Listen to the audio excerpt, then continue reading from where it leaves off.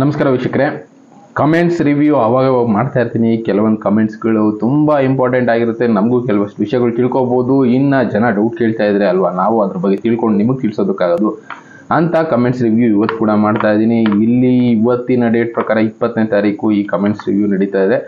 ಇನ್ನು ಇಲ್ಲಿ ಪೂರಿ ಜಗನ್ನಾಥ ಮಂದಿರದ ಧ್ವಜಸ್ತಂಭ ಮುರಿದೋಯ್ತು ಅಂದಿದ್ದಕ್ಕೆ ಕೃಷ್ಣ ಹರೆ ಹರೆ. ಇನ್ನು ಯಾರೋ ಒಬ್ರು ಜಿಂಬಾಬ್ವೆ ಯುವಕನಿಂದ ಇಂಧನ ಇಲ್ಲದೆ ಚಲಿಸುವ ಕಾರಿನ ಆವಿಷ್ಕಾರ, ಇದ್ರ ಬಗ್ಗೆ ಯಾರೋ ಒಬ್ರು ಕೇಳಿದರೆ ಪ್ರತ್ಯಕ್ಷವಾಗಿ ಕಂಡ್ರು ಪ್ರಾಮಾಣಿಸಿ ನೋಡಬೇಕು ಅಂತ. ಇದರಲ್ಲಿ ಎರಡೂ ಕಾಣ್ತಾ ಇಲ್ಲ ಅಂತ ಅಂದ್ರೆ ಅವರು ಒಂದು ಪೆಟ್ಟಿಗೆ ಮಾತ್ರ ತೋರಿಸ್ತಾ ಇದ್ದಾರೆ, ಗಾಡಿ ಓಡೋದನ್ನು ತೋರಿಸ್ತಾ ಇಲ್ಲ ಅಂತ. ಅದಕ್ಕಿಂತ ಎಷ್ಟೆಷ್ಟು ವಿಡಿಯೋಗಳಿದೆ, ನೀವು ಆ ವಿಡಿಯೋಗಳಲ್ಲಿ ನೋಡ್ಬೋದು. ಕಾರಲ್ಲಿ ಒಂದು ಅದೇ ರೀತಿ ಪೆಟ್ಟಿಗೆ ಒಂದನ್ನ ಫಿಕ್ಸ್ ಮಾಡಿದ್ದಾರೆ. ಆ ಪೆಟ್ಟಿಗೆಯಿಂದ ಎಲೆಕ್ಟ್ರಿಕ್ ಕರೆಂಟ್ ಪ್ರೊಡ್ಯೂಸ್ ಆಗ್ತಾ ಇರೋದನ್ನ ಅವರು ತೋರಿಸ್ತಾರೆ. ನಾನು ತೋರಿಸಿರೋ ವಿಡಿಯೋದಲ್ಲಿ ಇಲ್ಲದೆ ಇರ್ಬೋದು, ಬೇರೆ ಬೇರೆ ವಿಡಿಯೋಗಳು ಅದೇ ರೀತಿ ಇರುವಂಥದ್ದು ಇದೆ. ನೀವು ಆ ವಿಡಿಯೋಗಳು ನೋಡಿದ್ರೆ ಕೆಲವಷ್ಟು ಇನ್ಫಾರ್ಮೇಷನ್ಗಳು ಸಿಗ್ಬೋದು. ಇನ್ನು ಎಷ್ಟೆಷ್ಟು ಇನ್ಫಾರ್ಮೇಷನ್ಗಳು ಅವರು ಬಿಟ್ಟಿಲ್ಲ, ಅದನ್ನು ಹೇಳ್ಕೊಂಡಿದ್ದಾರೆ. ಯಾಕೆ ಅಂದರೆ ಪೇಟೆಂಟ್ ಪ್ರಾಬ್ಲಮ್ ಇಂದ ಅವರ ಪೇಟೆಂಟ್ನ ಅಪ್ರೂವ್ ಮಾಡ್ತಾ ಇಲ್ಲ. ಸದ್ಯಕ್ಕೆ ಚೈನಾ ಸಪೋರ್ಟ್ ತೊಗೊಂಡು ಚೈನಾದವ್ರ ಕಡೆಯಿಂದ ಪೇಟೆಂಟ್ ಅಪ್ರೂವ್ ಮಾಡೋ ಕೆಲಸಕ್ಕೆ ಅವ್ರು ಓಡಾಡ್ತಾ ಇದ್ದಾರೆ. ದೊಡ್ಡ ದೊಡ್ಡ ದೇಶಗಳು ಈ ರೀತಿ ಪೇಟೆಂಟ್ಗಳನ್ನ ಅವಾಯ್ಡ್ ಮಾಡುತ್ತೆ. ಯಾಕೆ ಅಂದರೆ ಅವರ ಇಂಡಸ್ಟ್ರಿ ಅನ್ನೋದು ಬಿದ್ದೋಗೋ ಕಾರಣದಿಂದ ಇಂಥ ಪೇಟೆಂಟ್ಗಳನ್ನ ಅಷ್ಟು ಈಸಿಯಾಗಿ ಅಪ್ರೂವ್ ಮಾಡೋದಿಲ್ಲ. ಅದಕ್ಕೋಸ್ಕರನೇ ಅದು ಪೂರ್ತಿಯಾಗಿ ರಸ್ತೆಗೆ ಬಂದಿಲ್ಲ. ಅಲ್ಲಿ ಮಾತ್ರ ಟ್ರಯಲ್ ವರ್ಷನಲ್ಲಿ ರನ್ ಆಗ್ತಾ ಇದೆ. ಅದನ್ನು ಜಿಂಬಾಬ್ವೆ ಪ್ರೆಸಿಡೆಂಟೇ ಅಲ್ಲಿ ನಿಂತ್ಕೊಂಡಿದ್ದಾರೆ, ಅವರೇ ಮಾತಾಡ್ತಾ ಇದ್ದಾರೆ ಅಂದರೆ ಅದು ಸುಳ್ಳಾಗೋದಕ್ಕೆ ಸಾಧ್ಯ ಇಲ್ಲ ಅಲ್ಲ. ನಾವು ಅಂದ್ಕೊಳ್ತೀವಿ ನಮಗೆ ಗೊತ್ತಿಲ್ಲ ಅಂದ ಮಾತ್ರಕ್ಕೆ ಅದು ನಡೆದಿಲ್ಲ ಅಂದ್ಕೊಳ್ಳೋದು ನಮ್ಮ ತಪ್ಪು ಅನ್ನೋದಷ್ಟೇ ನನ್ನ ಅಭಿಪ್ರಾಯ. ಎಲ್ಲರೂ ಒಬ್ರಿಗಿಂತ ಒಬ್ರು ತಿಳ್ಕೊಂಡಿರೋರು ಇರ್ತಾರೆ. ನಮಗೆ ಗೊತ್ತು ಅನ್ನೋದಕ್ಕಿಂತ ನಮಗಿಂತ ತಿಳ್ಕೊಂಡವರು ಇದ್ದಾರೆ ಅಂತ ನಾವು ಅನ್ಕೋಬೋದಲ್ಲ. ಅಂಥದಕ್ಕೆ ಒಂದು ಎಕ್ಸಾಂಪಲ್ ಇದು. ನಾವು ನೋಡಿಲ್ಲ, ನಮಗೆ ಗೊತ್ತಿಲ್ಲ ಅಂದ ಮಾತ್ರಕ್ಕೆ ಆ ವಿಷಯ ಸುಳ್ಳಾಗುವುದಿಲ್ಲ ಅನ್ನೋದು ಮಾತ್ರ ಅರ್ಥ ಮಾಡ್ಕೊಳ್ಳಿ. ಓಕೆ, ಇನ್ನೊಬ್ರು ಯಾರೊಬ್ರು ಹಾಕಿದ್ದಾರೆ, ಶನಿ ಮಹಾರಾಜ ಮೀನ ರಾಶಿಗೆ ಬರಲಿ ಅಂತ ಪೂರಿ ಜಗನ್ನಾಥ ಮಂದಿರದ ಬಗ್ಗೆನೇ ಹಾಕಿದ್ದಾರೆ. ಇನ್ನೊಬ್ರು DK ಶಿವಕುಮಾರ್ ಅವರು ಮುಖ್ಯಮಂತ್ರಿ ಆಗ್ತಾರೆ ಅಂದಿದ್ದಕ್ಕೆ ಮೀನ ರಾಶಿಗೆ ಶನಿ ಮಹಾರಾಜ ಬರಲಿ ಅಂತಲೂ ಹಾಕಿದ್ದಾರೆ. ಅದಕ್ಕೋಸ್ಕರನು ಇನ್ನೊಂದು ಕಮೆಂಟ್ ಯಾರೊಬ್ರು ಹಾಕಿದ್ದಾರೆ, ಜಿಂಬಾಬ್ವೆ ಯುವಕನ ಬಗ್ಗೆ ಮಾಡಿರೋದಕ್ಕೇನೆ ಅವರು ಕಾರನ್ನು ಎಲ್ಲೂ ತೋರಿಸಿಲ್ಲ, ಕರೆಂಟ್ ಬರ್ತಾ ಇರೋದು ತೋರಿಸಿಲ್ಲ, ಬರೀ ಮಾತಾಡ್ತಾನಷ್ಟೇ, ಪರ್ಫಾರ್ಮೆನ್ಸ್ ಇಲ್ಲ ಅಂತ ಹಾಕಿದ್ದಾರೆ. ಅಂದರೆ ಚೀನಾ ಟೆಕ್ನಾಲಜಿ ಕಾಪಿ ಮಾಡಿದೆ ಅಂತ ಆಯಿತು. ರಿಯಲಿ ಇದು ಸತ್ಯ ಆದರೆ ಇನ್ನು 6 ತಿಂಗಳಲ್ಲಿ ಚೀನಾದಿಂದ ಯೂನಿಟ್ಗಳು ತಯಾರಿಗೆ ಬರುತ್ತವೆ. ಇಲ್ಲಿ ಟೆಕ್ನಾಲಜಿ ಇದು ಫೇಕ್ ಇರ್ಬೋದು ಅಂತ ಹೇಳ್ತಾ ಇದ್ದಾರೆ. 99% ಸ್ವಲ್ಪ ಡೌಟು. ಏಕೆಂದರೆ ಪ್ರೆಸಿಡೆಂಟ್ ಲೆವೆಲಲ್ಲಿ ನಿಂತ್ಕೊಂಡು ವಿಡಿಯೋ ಮಾಡೋದಕ್ಕೆ ಪರ್ಮಿಷನ್ ಕೊಡ್ತಾರೆ ಅಂದರೆ ಫೇಕ್ ಆಗೋ ಚಾನ್ಸಸ್ ತುಂಬ ಕಡಿಮೆ ಇರುತ್ತೆ. ಏಕೆಂದರೆ ಸಣ್ಣ ಪುಟ್ಟವರು ನೀವು ನಿಂತ್ಕೊಂಡು ವಿಡಿಯೋ ಮಾಡಾಕಿದ್ರೆ ಅದು ಫೇಕ್ ಇರ್ಬೋದು. ಬಟ್ ಜಿಂಬಾಬ್ವೆ ಪ್ರೆಸಿಡೆಂಟ್ ಲೆವೆಲಲ್ಲಿ ನಿಂತ್ಕೊಂಡು ಅದನ್ನು ನೋಡ್ತಾರೆ ಅಂದಾಗ ಒಂದು 99% ಆದರೂ ಅಲ್ಲಿ ನಿಜ ಇರೋ ಸಾಧ್ಯತೆ ಇರುತ್ತೆ ಅನ್ನೋದು ನನ್ನ ಅಭಿಪ್ರಾಯ. ನಿಮ್ಮ ಅಭಿಪ್ರಾಯಗಳು ನಿಮಗೆ ಬಿಟ್ಟಿದ್ದು. ಇನ್ನು ಲೇಡೀಸ್ ಮುಖ್ಯಮಂತ್ರಿ ಯಾವಾಗ? ಇನ್ನು DK ಶಿವಕುಮಾರ್ ಅವರು ಮುಖ್ಯಮಂತ್ರಿ ಆಗ್ತಾರೆ ಅಂದಿದ್ದಕ್ಕೆ ಕೆಲವಷ್ಟು ಕಮೆಂಟ್ಗಳು ಬಂದಿದೆ. ನಿಜ ಆಗುತ್ತೆ ಬ್ರದರ್, ಮೆಂಟಲ್ ಡಿಸ್ಟರ್ಬ್ ಆಗಿ ಸಾಕಷ್ಟು ಜನ ಮೆಂಟಲ್ ಥರ ಆ್ಯಕ್ಟ್ ಮಾಡ್ತಾರೆ. ಇನ್ನು ಅಷ್ಟರಲ್ಲಿ ಅವಸತ್ತರೆ ಖಂಡಿತ ಕರ್ನಾಟಕ ರಾಜ್ಯ ಎಷ್ಟೋ ನೈತಿಕ ಅಂಧಪತನವಾಗುವುದು ತಪ್ಪುತ್ತದೆ. ಯೋಗ ಇದ್ರೆ ಸಾಲದು, ಯೋಗ್ಯತೆ ಇರಬೇಕು ಅಂತ ಇನ್ನೊಬ್ರು ಹಾಕಿದ್ದಾರೆ.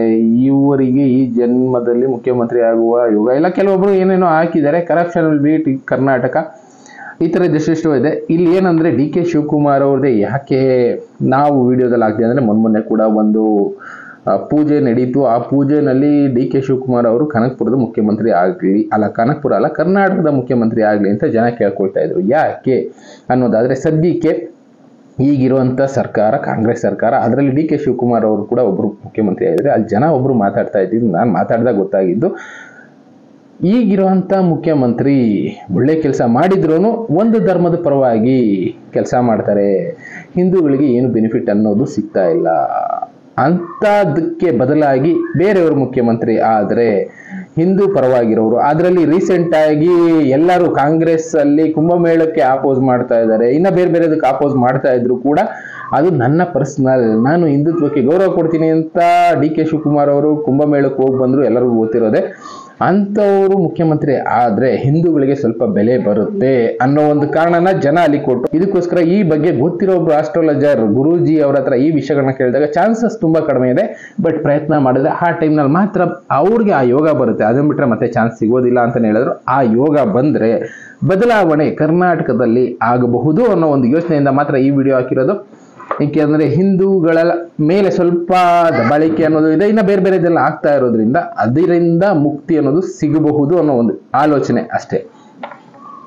ಇನ್ನು ಮುಂದಕ್ಕೆ ಹೋಗೋದಾದರೆ ಜೈ ಜಗನ್ನಾಥ ಸ್ವಾಮಿ ನಮಃ.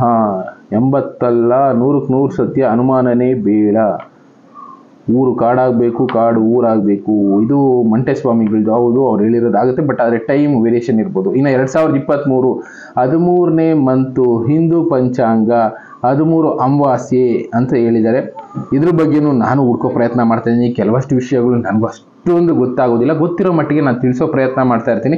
ಇನ್ನು ಕೆಲವೊಬ್ರು ವಿಷಯ ಗೊತ್ತಿದೆ, ಆದರೆ ಅವರು ಮೀಡಿಯಾ ಮುಂದೆ ಬಂದು ಮಾತಾಡೋದಕ್ಕೆ ಇಷ್ಟಪಡೋದಿಲ್ಲ. ಇನ್ನು ಕೆಲವೊಬ್ರು ಇದ್ದಾರೆ, ಅವ್ರು ಬಂದು ಮಾತಾಡ್ತೀವಿ ಅಂತಾರೆ, ಆದರೆ ಅವರು ಕೊಡೋಷ್ಟು ಪೇಮೆಂಟು ನಮ್ಮ ಕೈಲಿ ಕೊಡೋದಕ್ಕಾಗೋದಿಲ್ಲ. ಈ 2 ಕಾರಣದಿಂದ ಕೆಲವಷ್ಟು ಹಾಗೆ ಲ್ಯಾಗ್ ಆಗಿ ಉಳಿತಾ ಇದೆ.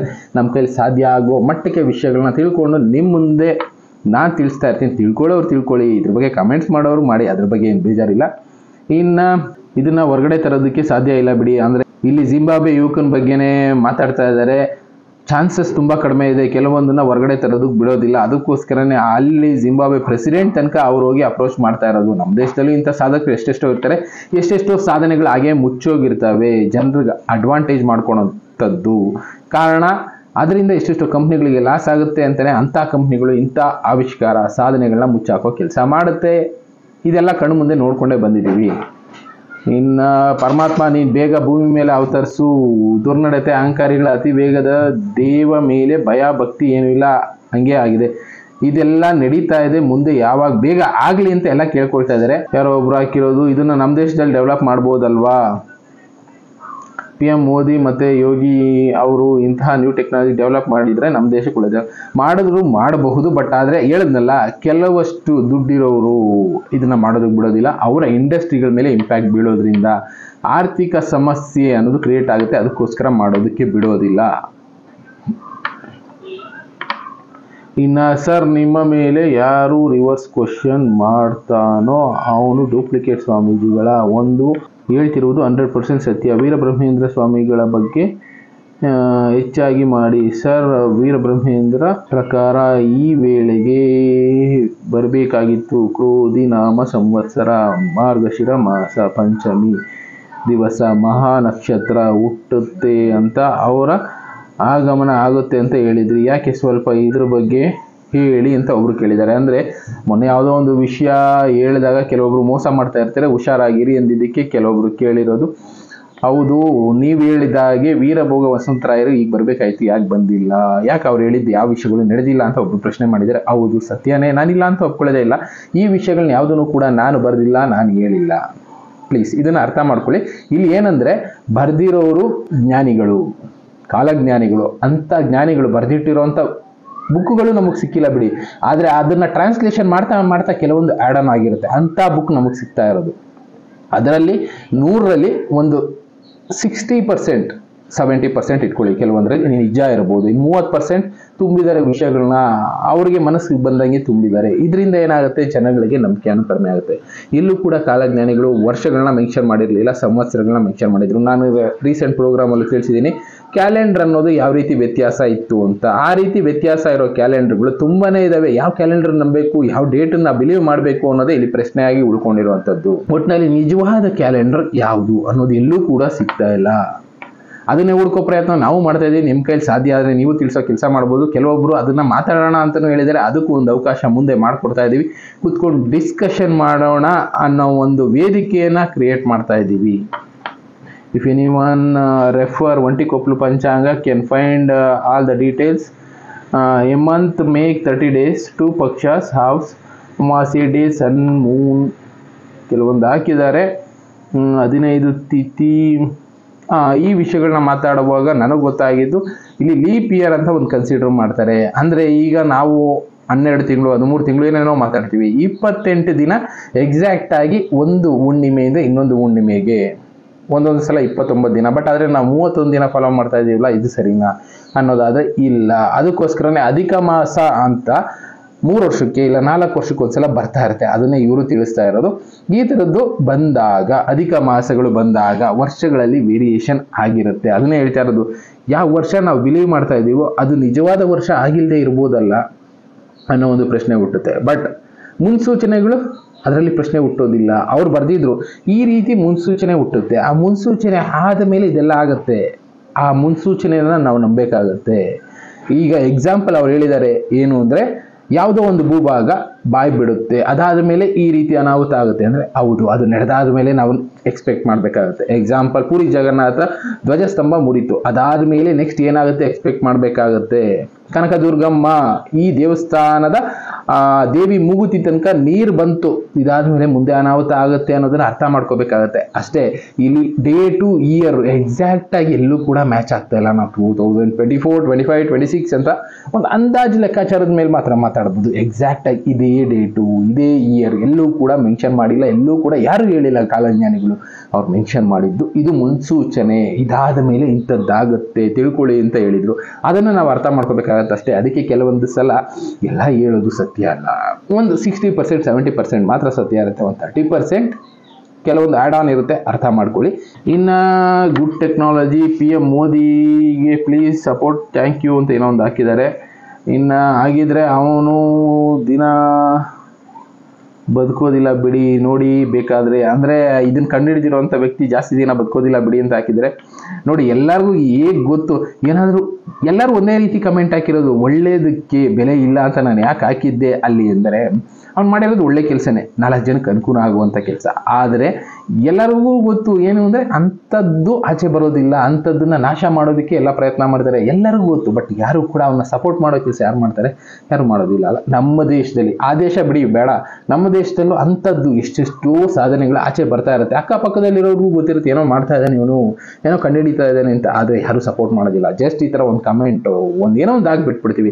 ಅಂಥದ್ದಕ್ಕೆ ಸಪೋರ್ಟ್ ಮಾಡಿ, ನಿಮ್ಮ ಕೈಲಾದರೆ ನಿಮ್ಗೆ ಗೊತ್ತಿರುತ್ತೆ ಏನು ಮಾಡ್ತಾ ಇದ್ದಾನೆ ಅಂತ. ಅಂಥದ್ದನ್ನು ಹೊರಗಡೆ ತರೋದಕ್ಕೆ ನಿಮ್ಮ ಕೈಲಿ ಏನು ಸಪೋರ್ಟ್ ಮಾಡೋದಕ್ಕಾಗುತ್ತೆ? ಅದರಿಂದ ನಾವು 4 ಜನಕ್ಕೆ ಒಳ್ಳೇದಾಗುತ್ತೆ ಅಂತ ಸಪೋರ್ಟ್ ಮಾಡಿ ಅಂತ ಅಷ್ಟೇ ಕೇಳ್ಕೊಳ್ತೀವಿ. ಇನ್ನು ವೀರಬ್ರಹ್ಮೇಂದ್ರ ಸ್ವಾಮಿಗಳ ದಿವ್ಯ ದೃಷ್ಟಿ, ಅವರಿಗೆ ಕ್ಯಾಲೆಂಡರ್ ಚೇಂಜ್ ಆಗುತ್ತೆ ಅಂತ ಅವ್ರಿಗೆ ಗೊತ್ತಿರುತ್ತೆ. ಕಾಲಜ್ಞಾನ ಬರೆದಿರುವ ಅವರಿಗೆ ಮನುಷ್ಯ ಕ್ಯಾಲೆಂಡರ್ ಬಗ್ಗೆ ತಿಳಿದಿರಲ್ಲ. ಅವರು ಕಾಲಜ್ಞಾನ ಬರೆಯುವಾಗ ಇದ್ರ ಬಗ್ಗೆ ತಿಳಿದೇ ಬರೆದಿರ್ತಾರೆ ಅನ್ನೋದು ನನ್ನ ನಂಬಿಕೆ ಅಂತ ಹೇಳಿದ್ದಾರೆ. ಇರ್ಬೋದು ಸರ್, ಅವ್ರಿಗೆ ಗೊತ್ತಿರುತ್ತೆ. ಬಟ್ ಅದಕ್ಕೆ ಹೇಳಿದ್ದು, ಅವರು ಇಯರ್ನ ಎಲ್ಲೂ ಕೂಡ ಮೆನ್ಷನ್ ಮಾಡಿಲ್ಲ. ಅವ್ರು ಎಲ್ಲ ಕಡೆ ಹೇಳಿರೋ ಸಂವತ್ಸರಗಳು ಹೇಳಿದ್ದಾರೆ, ಕೆಲವೊಂದು ಕಡೆ ಸಂವತ್ಸರನೂ ಹೇಳಿಲ್ಲ. ಇದು ಮುನ್ಸೂಚನೆ, ಅರ್ಥ ಮಾಡ್ಕೊಳ್ಳಿ ಅಂತ ಅಷ್ಟೇ ಹೇಳಿದ್ದಾರೆ. ಮುನ್ಸೂಚನೆ ಯಾವ ಥರದ್ದು? ದೇವಸ್ಥಾನದಲ್ಲಿ ಏನೋ ಒಂದು ಪ್ರಾಬ್ಲಮ್ ಆಗುತ್ತೆ, ಈ ದೇವಸ್ಥಾನ ನಾಶ ಆಗುತ್ತೆ, ಅದಾದ ಮೇಲೆ ಪ್ರವಾಹ ಅನ್ನೋದು ಬಂದು ಈ ದೇವಸ್ಥಾನ ಕೊಚ್ಕೊಂಡು ಹೋಗುತ್ತೆ, ಈ ದೇವಸ್ಥಾನ 1 ತಿಂಗಳು ಬಾಕ್ಲಾಕ್ಬೇಕಾಗತ್ತೆ, ಇಂಥ ಮುನ್ಸೂಚನೆಗಳನ್ನ ಕೊಟ್ಟಿದ್ದಾರೆ. ಈ ರೀತಿ ದೊಡ್ಡ ಕಾಯಿಲೆ ಬರುತ್ತೆ ಅಂತ ಹೇಳಿದ್ದಾರೆ. 2020ನಲ್ಲೇ ಬರುತ್ತೆ, 2026ಅಲ್ಲೇ ಬರುತ್ತೆ ಅಂತ ಅವರು ಬರ್ತಿಲ್ಲ. ಅದನ್ನು ನಾವು ಅರ್ಥ ಮಾಡ್ಕೋಬೇಕಷ್ಟೇ. ಇಯರ್ನ ನಾವು ಕ್ರಿಯೇಟ್ ಮಾಡ್ಕೊಂಡಿರೋವಂಥದ್ದು, ಅವ್ರು ಹೇಳಿರೋದು ಬೇರೆ, ನಾವು ಅರ್ಥ ಮಾಡ್ಕೊಂಡಿರೋದು ಬೇರೆ. ಇಯರ್ ಅವ್ರು ಮೆನ್ಷನ್ ಮಾಡಿಲ್ಲ, ಮುನ್ಸೂಚನೆ ಮಾತ್ರ ಮೆನ್ಷನ್ ಮಾಡಿದ್ದಾರೆ. ಅದಾದ್ಮೇಲೆ ಇಂಥದ್ದಾಗುತ್ತೆ ಅನ್ನೋದನ್ನ ನಾವು ಅರ್ಥ ಮಾಡ್ಕೋಬೇಕು ಅಷ್ಟೇ. ಈಗ ಕರೋನಾ ಬಗ್ಗೆ ಅವ್ರು ಬರೆದಿದ್ರು, ಬಂತು. ಈಗ ಬೇರೆ ಬೇರೆ ಅನಾಹುತಗಳು ನಡೀತಾ ಇದೆ, ಪ್ರಕೃತಿ ವಿಕೋಪಗಳು, ಇದನ್ನ ಅರ್ಥ ಮಾಡ್ಕೋಬೇಕು ಅಷ್ಟೇ. ಇನ್ನೊಬ್ರು ನೋ ಚೇಂಜ್ 365 ಡೇಸ್ ಕ್ಯಾಲೆಂಡರ್ ಬಗ್ಗೆನೇ ಹಾಕಿದ್ದಾರೆ. ಈ ಕ್ಯಾಲೆಂಡರ್ ಬಗ್ಗೆ ತುಂಬ ಡಿಸ್ಕಷನ್ ನಡೆದಿದೆ, ತುಂಬ ಒಳ್ಳೇದು. ಇಂಥ ವಿಷಯಗಳು ಡಿಸ್ಕಷನ್ ನಡಿಬೇಕು, 4 ಜನಕ್ಕೆ ಅನುಕೂಲ ಅಂತ ಇದರಿಂದ ಹಾಗೆ ಆಗುತ್ತೆ. ನೀವು ಅದನ್ನ ಹುಡ್ಕೋ ಕೆಲಸ ಮಾಡಿ. ಯಾರಾದರೂ ಒಂಟಿಕೊಪ್ಲು ಪಂಚಾಂಗ ಕ್ಯಾಲೆಂಡರ್ ಆಗ್ಬೋದು, ಇನ್ನು ಹಳೆ ಕ್ಯಾಲೆಂಡರ್ಗಳು ಕೆಲವೊಬ್ರು ತಿಳ್ಕೊಂಡಿರೋರು, ಅದರಲ್ಲಿ ಈ ಕ್ಯಾಲೆಂಡರ್ ಬರೆಯೋರು ಎಷ್ಟೆಷ್ಟೋ ವಿಷಯಗಳನ್ನ ಅಧ್ಯಯನ ಮಾಡೇ ಬರೆದಿರ್ತಾರೆ. ಅಂಥವ್ರದ್ದು ವಿಡಿಯೋ ಸಿಕ್ಕರೆ ದಯವಿಟ್ಟು ನಮಗೂ ಮಾಡಿ ಕಳಿಸಿ. ಒಂದು 4 ಜನಕ್ಕೆ ಅದರಿಂದ ಅನುಕೂಲ ಆಗುತ್ತೆ. ಹುಡುಕೋವ್ರಿಗೆ, ಇದ್ರ ಬಗ್ಗೆ ಹುಡುಕೋವ್ರಿಗೆ, ರಿಸರ್ಚ್ ಮಾಡೋರಿಗೆ. ಇನ್ನು ಗನ್ ತೆಗೆದುಕೊಳ್ಳೋಕ್ಕೆ ಏಜ್ ಲಿಮಿಟ್ ಎಷ್ಟು? ನಮ್ಮ ಏಜ್ 55 ಇಯರ್ಸ್, ಲೈಸೆನ್ಸ್ ಪಡಿಬಹುದೇ ಸರ್? ಅದರಲ್ಲಿ ಫೋನ್ ನಂಬರ್ ಕೂಡ ಹಾಕಿದ್ದೀವಿ, ನೀವು ಫೋನ್ ಮಾಡಿ ಕಾಂಟ್ಯಾಕ್ಟ್ ಮಾಡಿ ಕೇಳಿ ನೋಡ್ಬೋದು. ಅವರು ರಿಟೈರ್ಡ್ ಸೂಪರಿಂಟೆಂಡೆಂಟ್ ಆಫ್ ಪೊಲೀಸ್ ಆಗಿರೋದ್ರಿಂದ ಅವ್ರಿಗೆ ಕಂಪ್ಲೀಟ್ ಡೀಟೇಲ್ಸ್ ಗೊತ್ತಿರುತ್ತೆ. There is no point of spreading such false news ಅಂತ ಯಾರೊಬ್ರು ಹಾಕಿದ್ದಾರೆ. ಫಾಲ್ಸ್ ನ್ಯೂಸ್ ಅಂತೂ ಅಲ್ಲ, ಯಾಕೆಂದರೆ ಪ್ರೆಸಿಡೆಂಟ್ ಲೆವೆಲಲ್ಲಿ ಯಾರು ಫಾಲ್ಸ್ ನ್ಯೂಸ್ ಮಾಡೋದಕ್ಕೆ ಹೋಗೋದಿಲ್ಲ. ಚಾನ್ಸಸ್ ತುಂಬ ಕಡಿಮೆ ಇರುತ್ತೆ. ಈವನ್ 1% ಇದ್ರೂ ಇರ್ಬೋದು, ಬಟ್ ಆದರೆ 99% ಫಾಲ್ಸ್ ನ್ಯೂಸ್ ಆಗೋದಕ್ಕೆ ಚಾನ್ಸ್ ಕಡಿಮೆ. ಇನ್ನು ಜಾಸ್ತಿ ಅದೇ ವಿಷಯದ ಬಗ್ಗೆ ಕಮೆಂಟ್ಗಳು. ನಮ್ಮ ದೇಶದಲ್ಲೂ ಅದ್ಭುತವಾದ ಚಾಲೆಂಜಲ್ಲಿರುವ ಇಂಜಿನ್ ಸಂಶೋಧನೆ ಮಾಡಿದ್ದಾರೆ. ಇದ್ರ ಬಗ್ಗೆ ನನಗೂ ಯಾರೋ ಒಬ್ಬರು ಫೋನ್ ಮಾಡಿ ಹೇಳಿದ್ರು, ನಾನು ಒಂದು ಇಂಜಿನ್ ಕಂಡುಹಿಡಿತಾ ಇದ್ದೀನಿ ಸರ್, ಸ್ವಲ್ಪ ಸಪೋರ್ಟ್ ಮಾಡಿ ಅಂತ.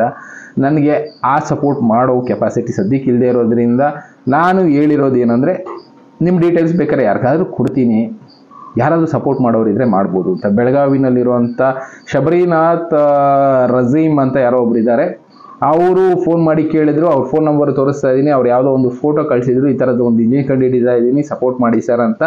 ನಮ್ಮ ಕೈಲಿ ಸಾಧ್ಯ ಆಗಿಲ್ಲ, ನಿಮ್ಮ ಕೈಲಿ ಯಾರಾದರೂ ಸಪೋರ್ಟ್ ಮಾಡೋದಕ್ಕೆ ಸಾಧ್ಯ ಆದರೆ, ಅದು ನಿಜವಾದ ಆವಿಷ್ಕಾರ ಆಗಿದ್ದರೆ ಹೋಗಿ ನೋಡಿ. ಸುತ್ತಮುತ್ತ ಬೆಳಗಾವಿ ಸರೌಂಡಿಂಗಲ್ಲಿರೋರು ಫೋನ್ ಮಾಡಿ ಕೇಳಿ, ಅವರು ನಿಜವಾಗ್ಲೂ ಅಂಥದ್ದು ಮಾಡ್ತಾ ಇದ್ದಾರೆ ಅಂದರೆ ದಯವಿಟ್ಟು ಸಪೋರ್ಟ್ ಮಾಡಿ ಅಂಥವ್ರಿಗೆ ಅಂತ ಕೇಳ್ಕೊಳ್ಳೋದಕ್ಕಷ್ಟೇ ಇಷ್ಟಪಡ್ತೀನಿ. ಇನ್ನು ಮುಂದಕ್ಕೆ ಹೋಗೋಣ. ತಮಿಳುನಾಡಲ್ಲಿ ಒಬ್ಬ ನೀರಿನಿಂದ ಪೆಟ್ರೋಲ್ ಉತ್ಪತ್ತಿ ಮಾಡುತ್ತಿದ್ದ ತಮಿಳು ಸರ್ಕಾರ ಅವನನ್ನು ಪ್ರಶಂಸೆ ಮಾಡಿತ್ತು. ರಾಮರ್ ಪಿಳ್ಳೈ ಅಂತ ಹಾಕಿದ್ದಾರೆ. ಅದೇ ಹೇಳಿದ್ನಲ್ಲ, ನಮ್ಮ ಸುತ್ತಮುತ್ತ ಎಷ್ಟೆಷ್ಟೋ ಸಾಧನೆ ಮಾಡಿರೋರು ಇರ್ತಾರೆ, ಬಟ್ ನಮಗೆ ಗೊತ್ತಿರಲ್ಲ. ಅದನ್ನೇ ತಿಳ್ಕೊಳ್ಳಿ ಫಸ್ಟು. ನಾವು ತಿಳ್ಕೊಂಡಿಲ್ಲ, ನಮಗೆ ಗೊತ್ತಿಲ್ಲ ಅನ್ನೋ ಮಾತ್ರಕ್ಕೆ ಅದು ಇಲ್ಲ ಅನ್ನೋದು ತಪ್ಪಾಗುತ್ತೆ ಅನ್ನೋದು ನನ್ನ ಅಭಿಪ್ರಾಯ. ಯಾರೋ ಬರ್ದಿಲ್ಲ, ಏನಾಗಬೇಕು ಅದು ಹಾಗೇ ಆಗುತ್ತೆ. ಹೌದು, ಹಾಗೇ ಆಗುತ್ತೆ.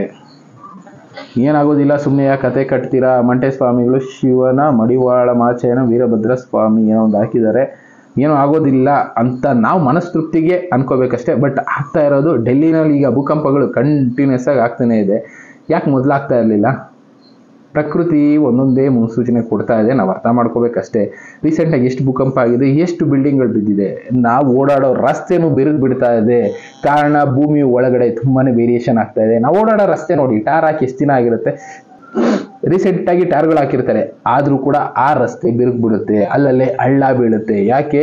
ಮಣ್ಣು ಒಳಗಡೆ ಸಾಂದ್ರತೆ ಕಳ್ಕೊಳ್ತಾ ಇದೆ ಅನ್ನೋದನ್ನ ಅರ್ಥ ಮಾಡ್ಕೊ. ಬೇಸಿಕ್ ಅದು. ಇದನ್ನ ಅರ್ಥ ಮಾಡ್ಕೊಂಡ್ರೆ ಗೊತ್ತಾಗ್ಬಿಡುತ್ತೆ ನಾವು ಓಡಾಡೋ ರಸ್ತೆಗಳು ಯಾವ ರೀತಿ ಕ್ರ್ಯಾಕ್ ಬಿಡ್ತಾ ಇದೆ, ಯಾವ ರೀತಿ ಗುಂಡಿಗಳಾಗ್ತಾ ಇದೆ, ಯಾವ ರೀತಿ ಫ್ಲಾಟ್ ಆಗಿರುವಂಥ ರಸ್ತೆ, ಹೋಗ್ತಾ ಇದ್ದಿದ್ದ ರಸ್ತೆಗಳು ಈಗ ಹಳ್ಳ ಬಿದ್ದಿರುತ್ತೆ. ಗಾಡಿಗಳು ಹೋಗುವಾಗ ಫೀಲ್ ಆಗಿರುತ್ತೆ.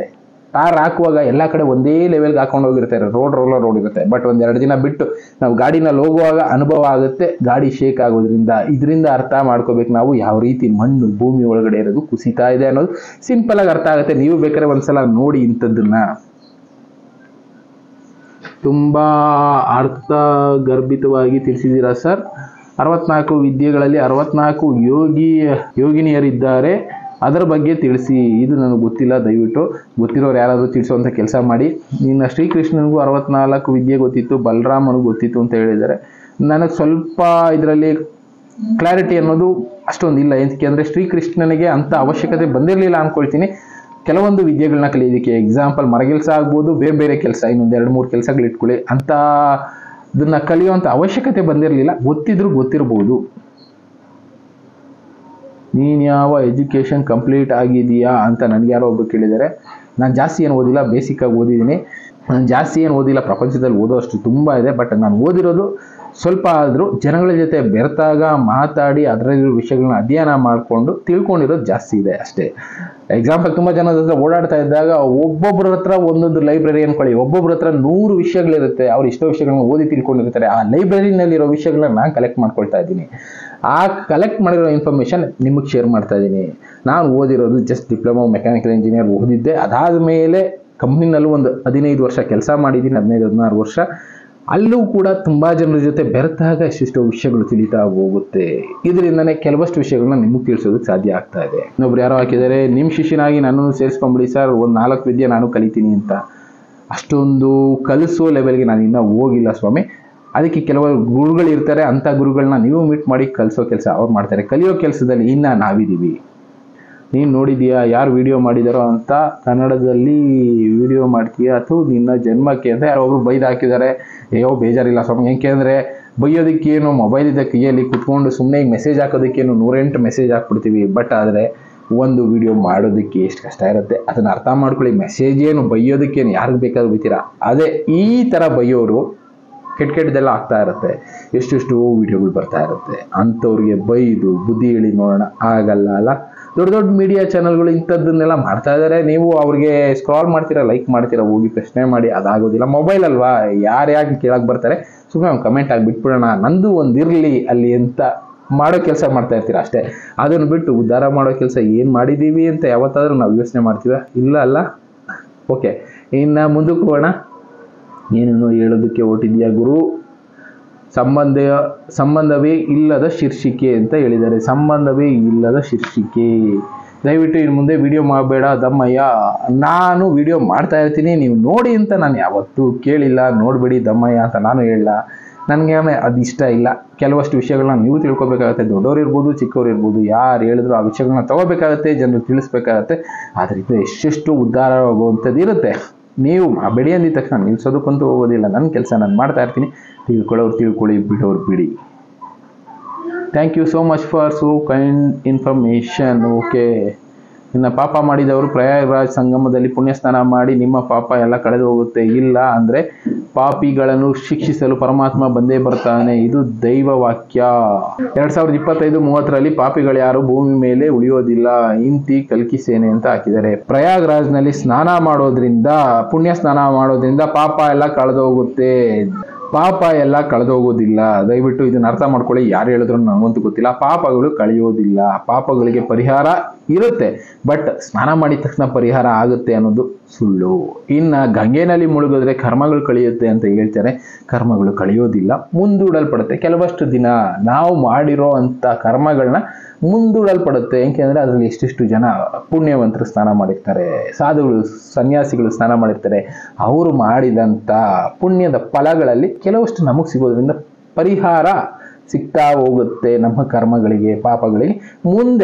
ಮುಂದಿನ ದಿನಗಳಿಗೆ ಅದು ಮುಂದೂಡಲ್ಪಡುತ್ತೆ ಅಷ್ಟೇ. ಪರಿಹಾರ ಅನ್ನೋದು ಮುಂದೂಡಲ್ಪಡುತ್ತೆ, ಅದು ಯಾವುದೇ ಕಾರಣಕ್ಕೂ ಕಳೆಯೋದಿಲ್ಲ ಅನ್ನೋದನ್ನ ಅರ್ಥ ಮಾಡ್ಕೊಳ್ಳಿ.